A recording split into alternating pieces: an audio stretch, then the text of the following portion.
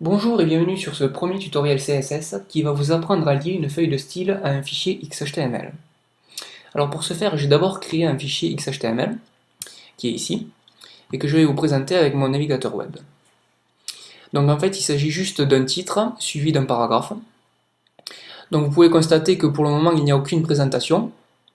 Donc le but ici, ça va être de présenter cette page avec du contenu CSS.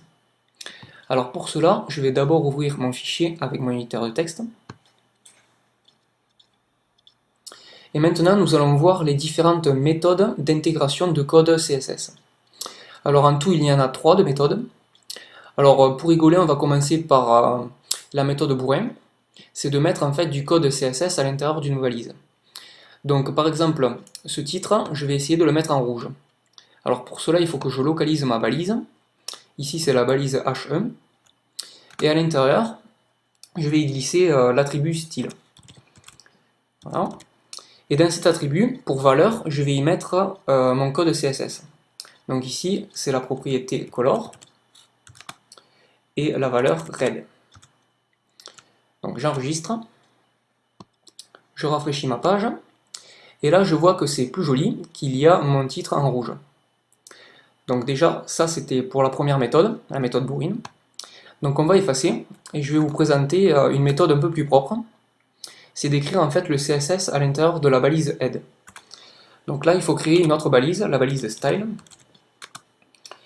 et y mettre l'attribut type égale texte slash CSS. Voilà. Donc là, en fait, à l'intérieur de cette balise, on va taper tout le code qui servira pour toutes les balises de la page. Donc l'avantage, c'est que, par exemple, si vous avez plusieurs balises qui portent le même nom, eh ben, toutes les balises seront liées à ces attributs. Donc par exemple, là, on va essayer de refaire le H1 en couleur rouge. Donc là, pareil, je marque H1, je mets une accolade, et à l'intérieur, il va falloir que je marque tous les attributs. Donc là, je vais marquer color, red, j'enregistre, et nous allons bien voir que c'est exactement pareil. Voilà, donc pour changer, je vais mettre blue. Donc voilà, on voit bien que ça marche. Maintenant, qu'est-ce que je peux faire? Je peux mettre mon texte en bleu aussi. Donc là, pareil, il faut que je localise ma balise, donc c'est la balise P. Donc là, en fait, je vais coller ça, et je vais juste remplacer le nom de la balise. Voilà, je rafraîchis, et je vois bien que mon paragraphe se met en bleu. Donc si vous ne voulez pas répéter ce code, parce qu'en fait là on s'aperçoit que c'est les mêmes attributs CSS, il y a une petite astuce en fait. On va effacer ça, et en fait l'équivalent c'est de mettre une virgule avec ma balise P.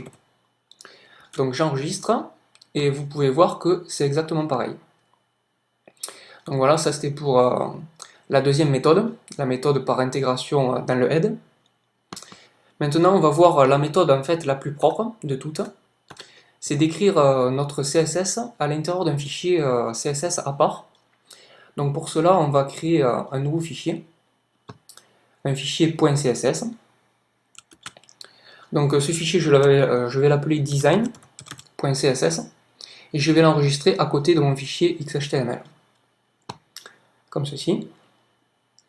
Donc là, le but, ça va être de lier ce fichier à mon fichier XHTML. Alors comment je fais?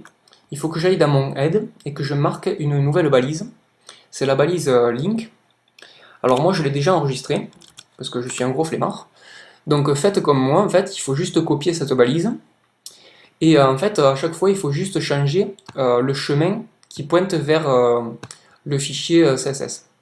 Donc ici, en fait, le chemin, c'est design.css. Donc j'enregistre.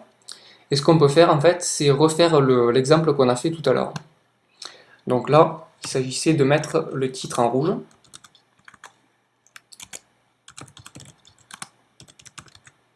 J'enregistre.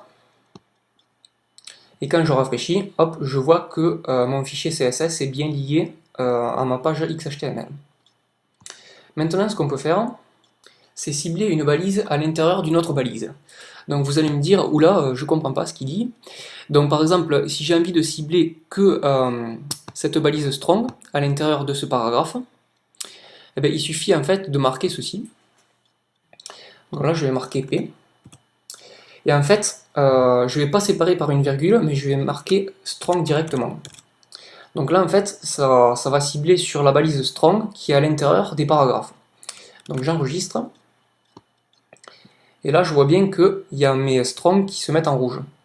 Donc pour faire le test, on va faire une autre balise strong à l'extérieur du paragraphe.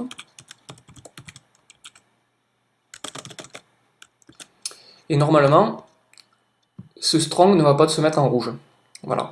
Donc c'était en fait pour cibler plus ce que vous avez l'intention de faire. Donc voilà, maintenant imaginons que nous ayons plusieurs paragraphes. Donc on va faire plusieurs paragraphes, comme ceci. Et imaginons que ce texte, je veuille le mettre en vert, et celui-là, je veuille le mettre en rouge. Donc comment je fais? Il va falloir que je mette plusieurs idées.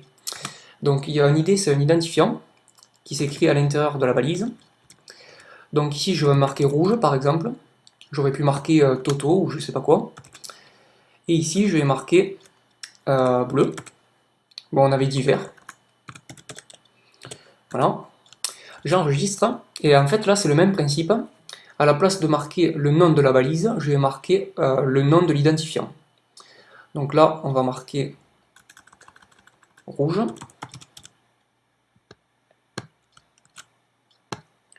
Voilà. Et là je vais marquer vert. Et là en fait la différence c'est que à la place de marquer ça comme une balise, il faut que je marque un dièse. Donc j'enregistre. Et là, hop, je vois bien que j'ai mon texte rouge et mon texte vert qui est lié par un identifiant.